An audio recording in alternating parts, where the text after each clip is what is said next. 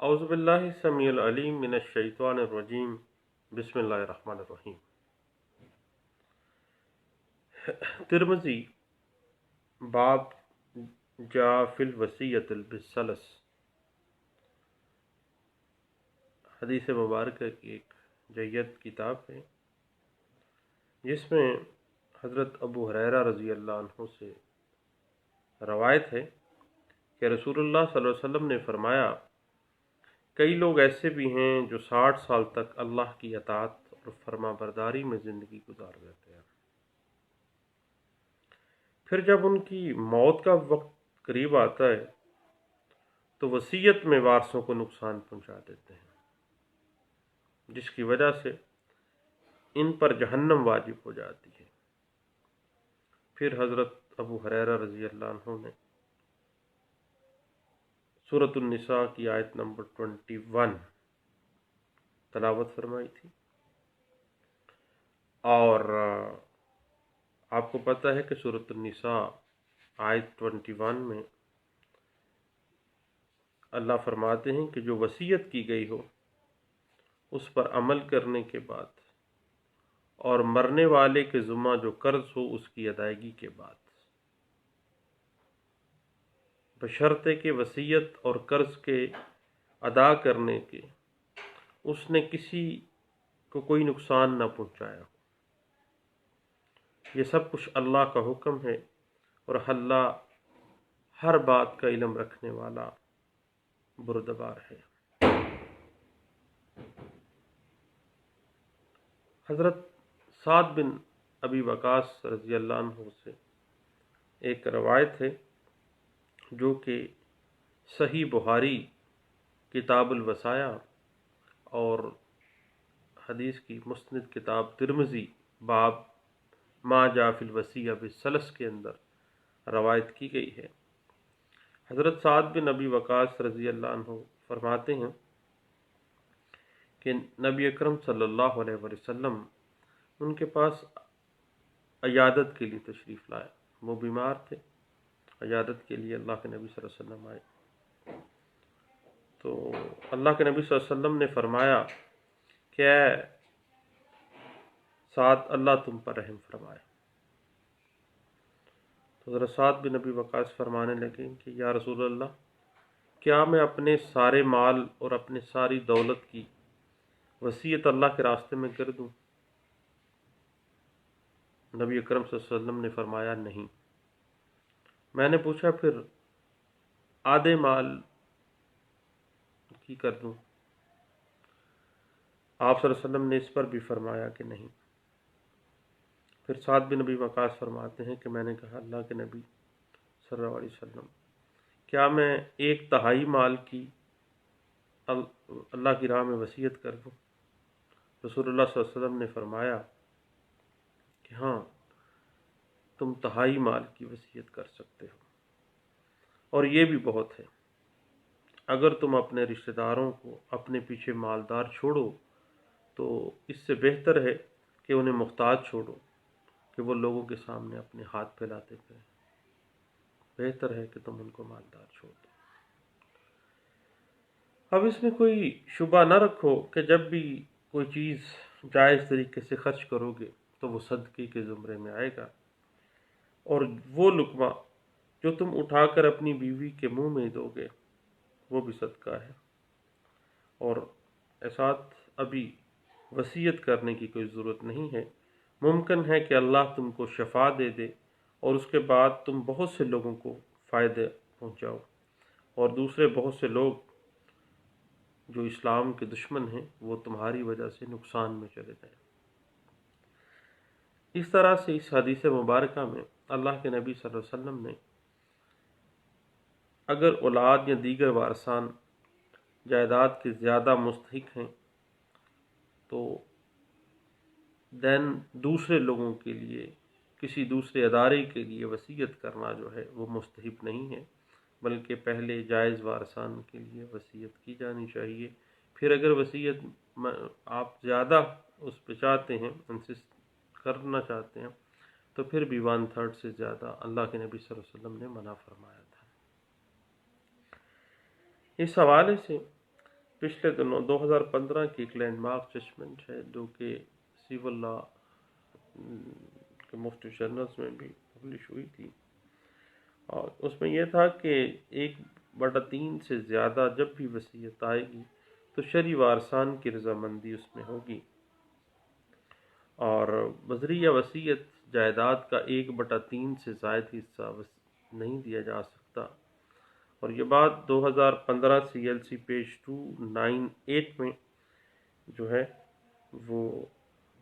واضح کیا گیا تھا۔ اس کے بعد ایک بڑی ٹیکنیکل سی بات ہے کہ دوران بیماری یا دوران مرض الموت میں مبتلا ہونے کی وجہ سے وصیت کو غیر قانونی قرار نہ دیا جائے گا، کیونکہ جب انسان دیکھتا ہے کہ اب میری موت کا وقت قریب ہے دین وہ وصیت کرتا ہے، ادروائز تو وصیت کی ضرورت نہیں ہے۔ اب اس بات کے اوپر ایک کیس لا ہے 2007 CLC پیج 167 اس بات کو بڑے اچھے انداز سے انٹرپریٹ کرتا ہے، اور 2013 کی ایک لینڈ مارک ججمنٹ ہے جو واضح کر دیتی ہے کہ وصیت کے ذریعے کسی غیر وارث کو جائیداد کا 1/3 سے زائد حصہ دیا ہی نہیں جا سکتا۔ اس میں بڑی اچھے انداز سے اس بات کو انٹرپریٹ کیا گیا تھا، اور یہ کیس لا رپورٹ ہوا تھا 2013 وایا لا پیج 2839 کے اندر۔ اس کے بعد کچھ اہم ٹیکنیکل سے معاملات ہیں، وہ دیکھیے گا کہ کوئی بھی شخص اپنی صحت مند زندگی میں کسی بھی اولاد کی تعلیم، اس کے مکان کی تعمیر وغیرہ پر کم یا زیادہ خرچ کر سکتا ہے۔ جب وہ مکمل صحت یاب ہے تو اپنی کسی بھی ایک اولاد کے لیے وہ کم زیادہ وہ کر دیتا ہے۔ اسی طرح عام صحت مند زندگی میں اولاد کے درمیان جو تقسیم جائیداد ہے کچھ کم یا زیادہ کے ساتھ بھی وہ کر دیتا ہے، تاہم اس کو چاہیے کہ حتی الامکان جو ہے وہ اولاد کے مصارف اور جائیداد کی جو اولاد کے مابین تقسیم ہے اس میں برابری کرے، یہ نہ ہو کہ وہ ایک کو زیادہ ایک کو کم، بلکہ کوشش کرے کہ برابری آ جائے۔ اور عام صحت مند زندگی میں وصیت یا وراثت کا قانون آپ کو پتہ ہے کہ نافذ ہی نہیں ہے، وراثت تو آئے گی مرنے کے بعد، زندگی میں تو وراثت نہیں ہے، زندگی میں تو اپنی مرضی سے کسی کو کم کسی کو زیادہ دے سکتا ہے۔ اور آپ کو پتہ ہے کہ عام صحت مند زندگی میں یعنی جب اس کی جسمانی اور اس کی ذہنی صحت ٹھیک ہے تو اس دورانیے میں اپنی اولاد کو یا دیگر رشتہ داروں کو اگر وہ کوئی چیز دیتا ہے تو وہ ہبے کے زمرے میں آتی ہے، اگر وہ غیر وارث کو دیتا ہے تو وہ ہبہ آ جاتا ہے، اگر وہ وارث کو دیتا ہے تو تملیک کہلاتا ہے، وہی گفٹ جو ہے۔ اور عام صحت مند زندگی میں باپ اپنی اولاد میں کسی کو مالی اعتبار سے کمزور محسوس کرتا ہے یا اپنے یتیم پوتے یا پوتی کو وہ جائیداد میں سے کچھ مخصوص حصہ دینا چاہتا ہے تو وہ دے سکتا ہے۔ اور اس کے بعد ایک بات ذہن میں رکھیے گا، اور اس کے اوپر صحیح بخاری کتاب الوصایا کے اندر یہ روایت ملتی ہے، حضرت جویریہ بنت حارث رضی اللہ عنہا کے بھائی حضرت عمرو بن حارث رضی اللہ عنہ فرماتے ہیں کہ رسول اللہ صلی اللہ علیہ وسلم نے اپنی وفات کے وقت سوائے اپنے سفید کھچر، اپنے ہتھیار اور اپنی زمین کے جسے آپ نے صدقہ کر دیا، انہوں نے اللہ کے نبی نے نہ کوئی درہم چھوڑا، نہ دینار چھوڑا، نہ غلام، نہ باندی، نہ کوئی اور چیز۔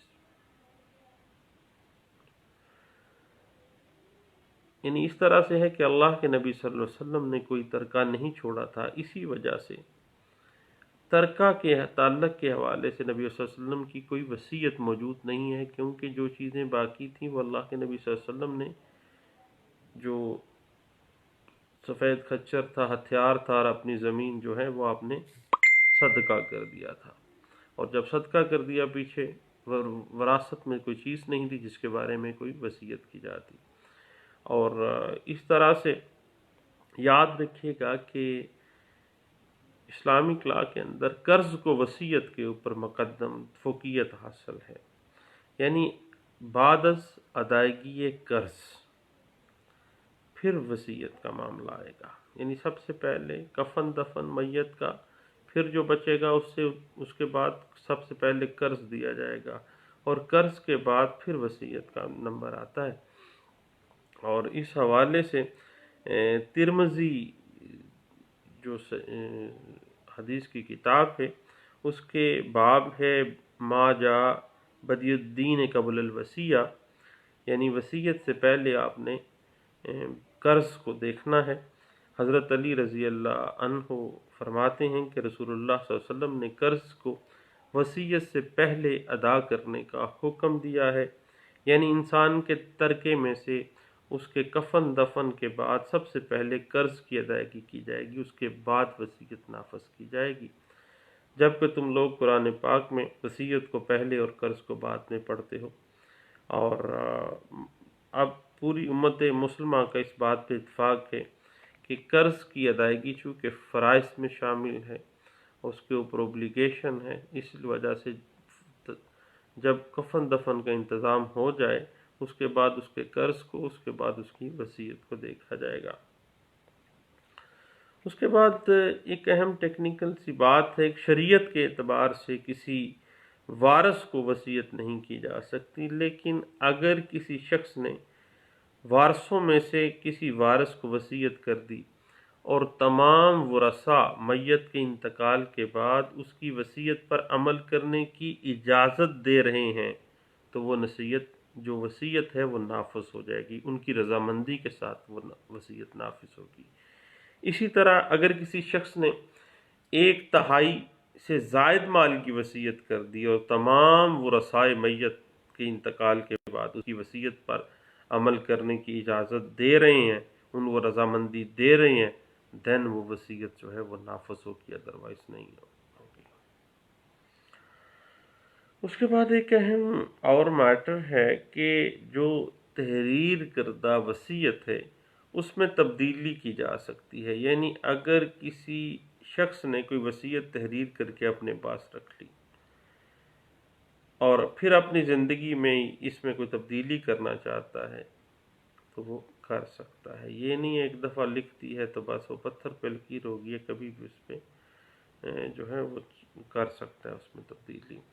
اب یاد رکھیے گا کہ کسی ایک وارث کے حق میں دیگر وارثان کی مرضی کے بغیر کی گئی جو وصیت ہے وہ قابل عمل نہیں ہے، تبھی ہوگی جب دوسرے وارثان جو ہیں وہ رضامندی دیں گے، ادروائز نہیں ہوگی۔ اس بات کی انٹرپریٹیشن 1997 CLC پیج 2012 اور 1999 YLR پیج 380 اور 2005 CLC پیج 368 میں اس بات کو انٹرپریٹ کیا گیا تھا۔ اس کے بعد یاد رکھیے گا کہ کسی مسلمان کی جائیداد میں سے کفن دفن کے اخراجات اور قرضے کی رقم نکال کر 1/3 سے زائد حصہ جو ہے وہ وصیت کے لیے نہیں آئے گا، لیس دین 1/3 ہی ہوگا۔ اس بات کو انٹرپریٹ کیا گیا تھا 2004 YLR پیج 1749 میں۔ اب یاد رکھیے گا ایک اور بات ہے کہ وصیت پر عمل درآمد ہمیشہ وصیت کرنے والے کی موت کے بعد ہوگا، یہ کبھی بھی پھڈا نہیں ہو سکتا کہ بندے نے وصیت کر دی فلاں کے حق میں اور وہ بندہ بھی زندہ ہی ہے تو وصیت جس کے حق میں کی ہے وہ آ جائے کہ اب وصیت کے مطابق یہ چیز مجھے مل گئی ہے، یہ مجھے دے دی ہے۔ اس بات کی interpretation supreme court of Pakistan میں ہوئی تھی اور بڑا مزیدار سا کیس ہے، اس کو ضرور پڑھیے گا کہ ابھی وہ جس طرح سے پنجابی میں کہتے ہیں کہ پنڈ وسیا نہیں تھے لٹن والے پہلا، ابھی بندہ مرا نہیں اور جس کے حق میں وصیت لکھوائی تھی وہ آ گیا، کہتا ہے جی میری چیز ہے مجھے فوری طور پہ دے دے۔ تو بھئی اب جب مرے گا تو پھر وصیت پہ عمل ہوگا، جیتے جی تو وصیت پہ عمل درآمد نہیں ہوگا۔ اس بات کی interpretation supreme court of Pakistan میں اگر آپ دیکھنا چاہتے ہیں نا تو 1995 SCMR پیج 1489E میں کی گئی، اور یہ ایک 2002 کا ایک کیس لا ہے جس میں یہی کیس کو ری وزٹ کیا گیا تھا 2002 YLR پیج 3554 میں اس پوائنٹ کو انٹرپریٹ کیا گیا تھا۔ اس کے بعد بات یہ ہے کہ اگر 1/3 تک وصیت کسی غیر وارث کے حق میں کی جا رہی ہے تو پھر وارثان کی رضامندی کا ہونا ضروری نہیں ہے، ایک بندہ اپنی مرضی سے دے سکتا ہے 1/3 تک۔ اس بات کی انٹرپریٹیشن 2002 SCMR پیج 1330 میں کی گئی تھی۔ اور یاد رکھیے گا ایک بڑی ٹیکنیکل سی بات ہے جو کہ ول کے اعتبار سے عام طور پہ ہمیں نظر بھی آتی ہے مختلف کیسز میں، کہ وصیت کرنے والا اگر وصیت پر عمل درآمد ہونے سے پہلے اپنی زندگی میں ہی وصیت کی جانے والی جائیداد کسی اور بندے کو گفٹ کر دے تو وہ ول کی فیٹ کیا ہوگی؟ تو یاد رکھیے گا وہ ول منسوخ تصور ہوگی کہ اس نے پہلے اپنی زندگی میں ایک وصیت لکھی ایک بندے کے حق میں،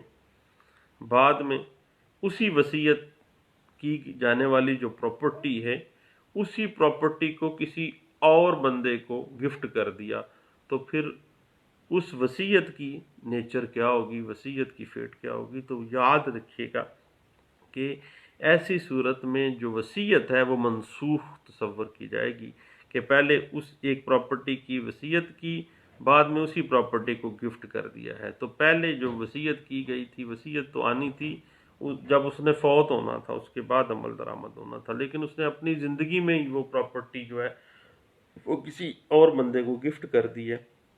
تو وہ جو وصیت ہے وہ تو پھر بھائی منسوخ تصور ہوگی۔ اس حوالے سے 2001 CLC پیج 1323 جو ہے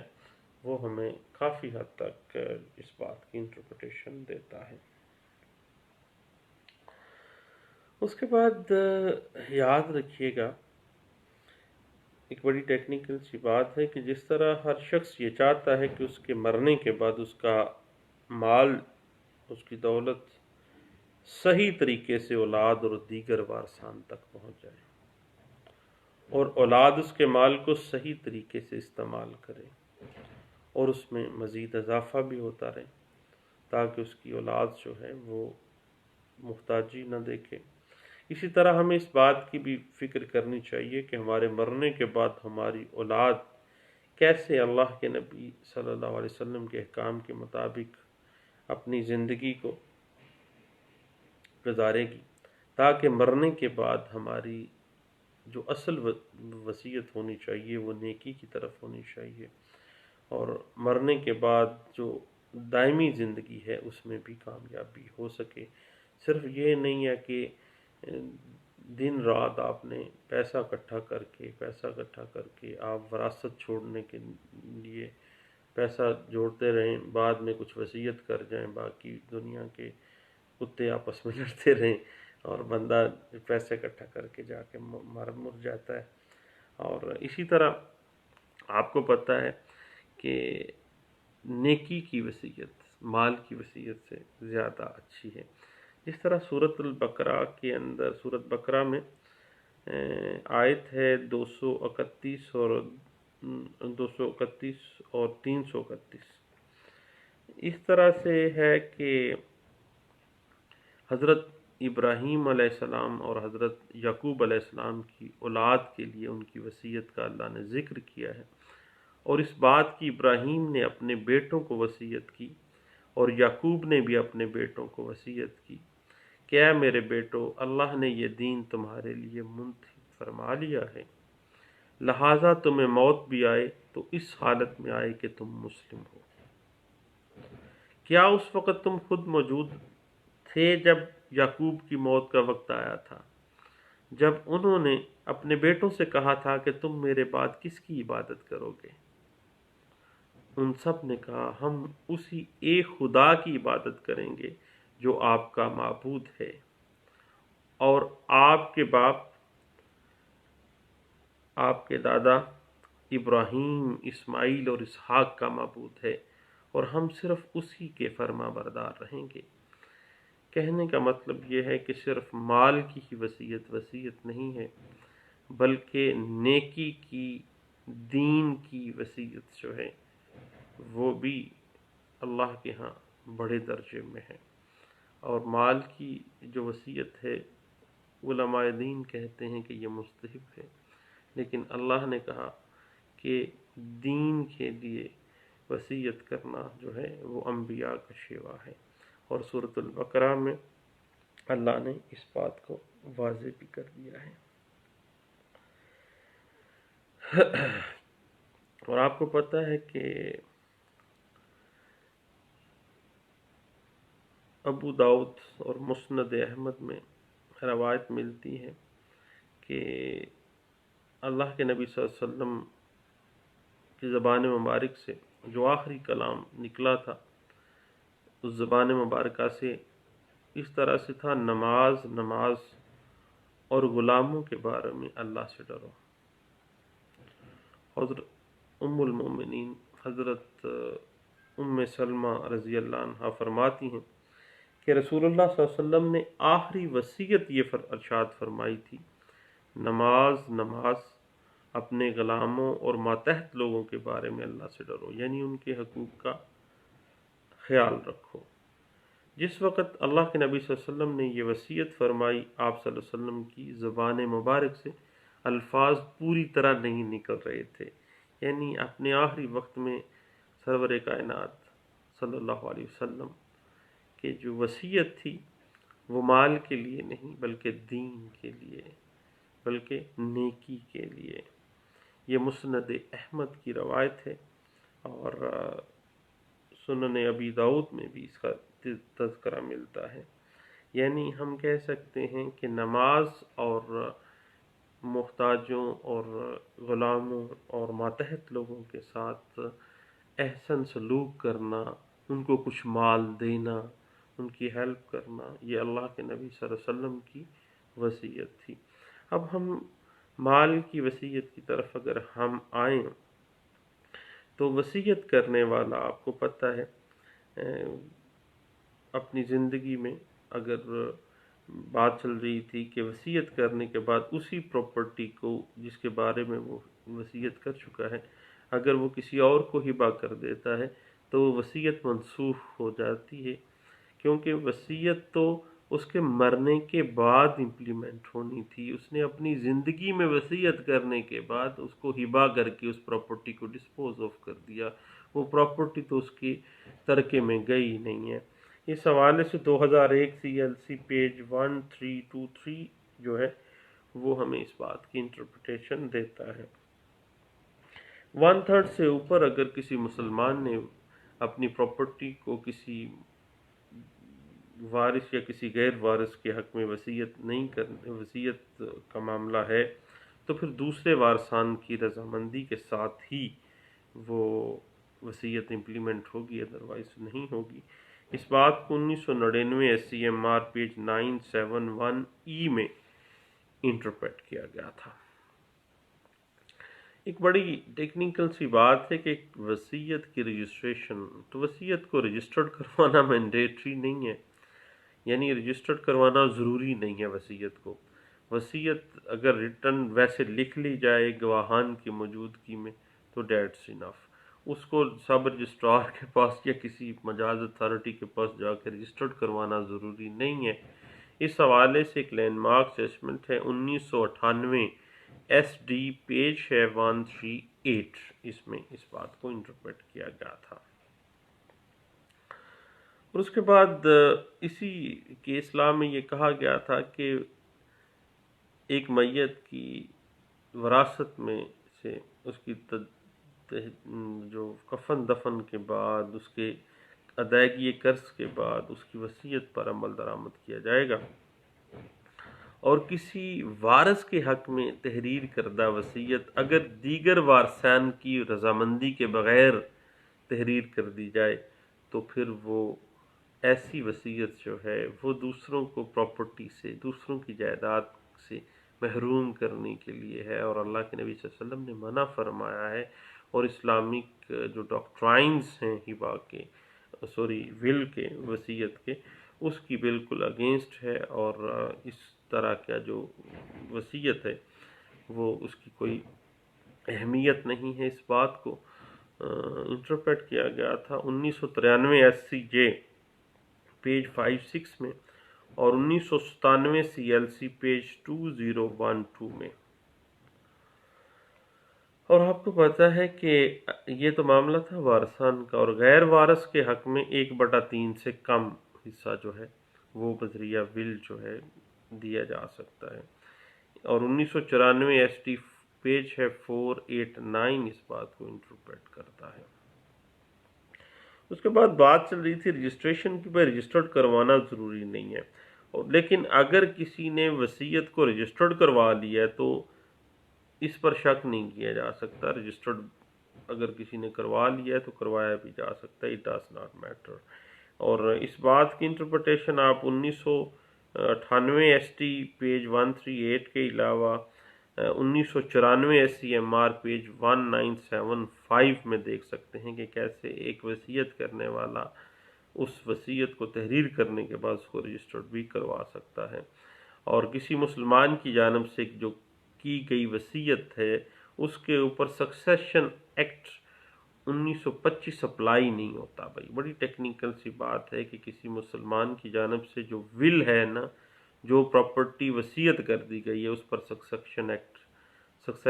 1925 جو ہے وہ اپلائی نہیں ہوگا، اس کی سکسیشن نہیں بنے گی۔ اس بات کی انٹرپریٹیشن 1993 CLC پیج 1552 جو ہے وہ اس بات کو انٹرپریٹ کرتا ہے۔ اب وصیت جب بھی ہونی ہے وہ ضبط تحریر گواہان کی موجودگی میں کی جانی چاہیے، اور آپ کو پتہ ہے کہ اس بات کے اوپر بھی بات ہے کہ جب بھی کوئی ایسا معاملہ ہو 2 گواہان لازمی کر لینے چاہیے، تاکہ گواہان جو ہیں وہ باقاعدہ حق اور سچائی کی گواہی دیں گے، تاکہ کل کلاں کو معاملات کوئی جھگڑے نہ پیدا ہوں، کسی کی وراثت میں اوپر نیچے نہ جائے، اور وہ مرنے والا بھی بیچارہ جو ہے وہ پٹیا جائے، اور لوگ بھی آپس میں لڑائی جھگڑے میں آ جائیں۔ تو اس حوالے سے 1990 ST پیج 570 اور 1991 MLD پیج 145 جو ہے اس بات کی انٹرپریٹیشن کرتی ہے۔ نہیں دوستو، اب کانسیپٹ آف ول جو ہے پاکستانی کیس لاز کے پرسپیکٹو میں نے اس کو کچھ آسان زبان میں انٹرپریٹ کرنے کی کوشش کی ہے، اور باقی ایک ٹیکنیکل سا محمدن لا کا ایک ٹاپک ہے، تو اس میں کوئی عالم دین تو نہیں ہوں، لیکن جتنا مجھے پتہ ہے، جتنا میں دیکھا ہے، میں نے مختلف جگہوں پہ پڑھا ہے، اس حوالے سے مختلف کیسز میں بھی اس کو ہم نے دیکھا، تو میں نے کہا اپنے دوستوں سے شیئر کرتے ہیں۔ تو دوستو دعاؤں میں مجھے یاد رکھیے گا۔ تھینک یو، اللہ حافظ۔